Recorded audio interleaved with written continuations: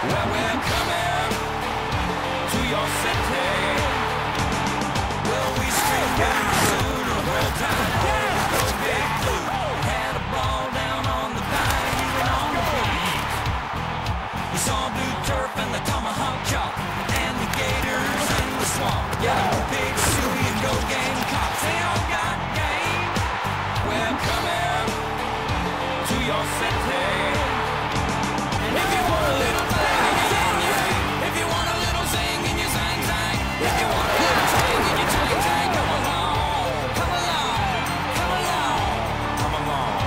Yeah, we're coming to your city. Let's talk about how I did last week on my picks. As you know, I picked 11 games against the spread last week. Didn't do so well. 5 wins, 6 losses against the spread. That's the bad luck. The good luck is that I'm still above 500 for the year as far as my picks. 40 wins, 36 losses, 1 tie. So this week we're going to pick 12 games, and as you know, every week we start with all the games in the Big 12. Oklahoma, Kansas State. Watch my weekly matchup show to find out who I picked in that game. Now, other Big 12 action, Kansas is at Texas, and if you're the Longhorns, if you're a Longhorn fan, you're happy that you're not playing anybody from Oklahoma this week. They've played Oklahoma teams the last 2 weeks, didn't fare so well. They had a week off, and they're hosting Kansas, which is always relief, and you're always thankful to see KU on your schedule.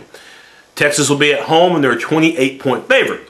In spite of the fact that Matt Brown has not announced who the starting quarterback will be on Saturday, it could be David Ash, could be Case McCoy, could be Sheldon from Big Bang Theory, who knows, but no matter who Texas plays, it won't make a difference because Kansas is bad, especially on defense. Look for Texas to win and win convincingly. Give me Texas minus 28 points. Baylor is at Oklahoma State in a game that should be an offensive explosion. Both offenses should do well. Even though I have questions about both defenses, OSU is at least more opportunistic. They create more turnovers. So while I look for OSU's defense to bend and not break, I look for Baylor's D to bend and break, and I look for the Cowboys to continue to roll. Give me OSU minus 14.5. And then Missouri at Texas A&M. Last year, one of the stunners of the year in the Big 12 when Mizzou went to A&M and clobbered the Aggies. No question A&M has not forgotten that. This Missouri team is not as good as the one last year, and A&M's offense, win or lose this year, has been terrific. So I look for A&M to get revenge on Mizzou and do cover the 10. So give me A&M minus the 10 points. Iowa State's at Texas Tech. Tech favored by 14.5. Of course, Red Raider fans, I'm sure some are concerned about emotional letdown after the shocking win at Oklahoma. But this is Iowa State you're playing, so even if Texas Tech doesn't deliver their best, because they're playing against the Cyclones who've been bad this year, and because the game is in Lubbock, I look for Texas Tech to cover the spread anyway. He should have another big game. Give me Texas Tech minus the 14.5 points. Now let's go outside the Big 12, SEC, and the world's largest outdoor cocktail party. It'll be Florida, it'll be Georgia. Remember a little more than a month ago, major talk about Mark Richt being fired? Those talks have subsided, and it's because Georgia's been winning. They're at 5-2. They've played much better, especially defensively. Florida's banged up right now. I look for Georgia to cover the spread. Give me the Bulldogs minus the 3.5. Clemson is at Georgia Tech. The Tigers have been one of the biggest surprises this year in college football. They're undefeated, but they got to be careful because they're going against that triple option threat in Atlanta against the Rambling Wreck.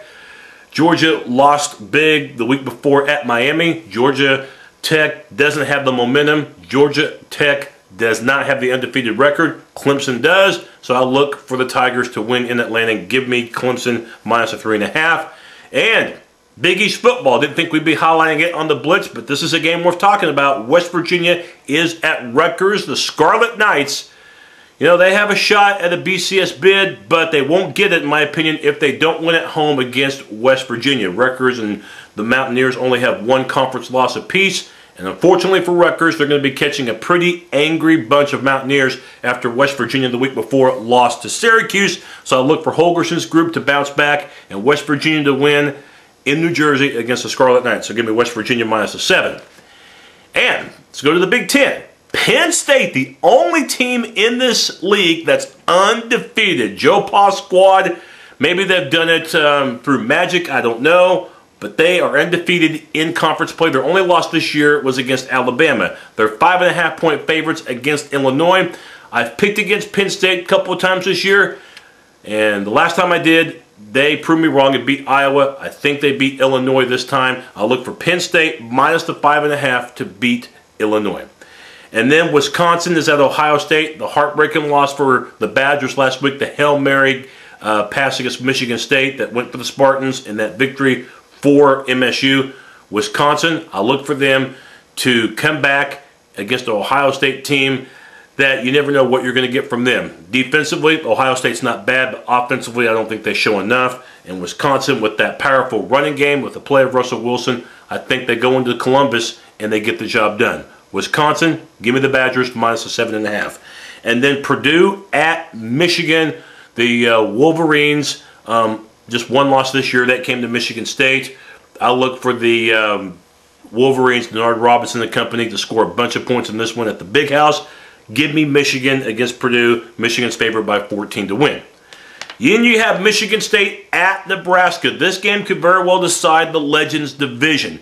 The Huskers coming off an easy win over Minnesota. Michigan State, the fear I have for them in this game is that they might still be thinking about how they pulled off that game against Wisconsin. They can't think about that now because you're going on the road in Lincoln against the Huskers. I look for Nebraska to win the game. Give me Nebraska minus 4. I think the home field advantage helps out big time. And then maybe the game of the week. We're going to find out how good Stanford really is. The Cardinal favored by 7.5 at USC. College game day is in Los Angeles this week for this game. USC, the big win at Notre Dame. Walloping the Irish last week. That was a surprise. Stanford this year, despite not being tested, their numbers have been terrific. But the one thing that really impresses me about Stanford, besides Andrew Luck, is their offensive line. They just blow you off. And I think for USC, this will be the best offense that they faced this season. Despite the game being at the Coliseum in LA, I look for Stanford to have a huge day on offense. I think Stanford's the real thing. Give me the Cardinal minus 7.5. And in my opinion, Andrew Luck is going to win the Heisman Trophy this year.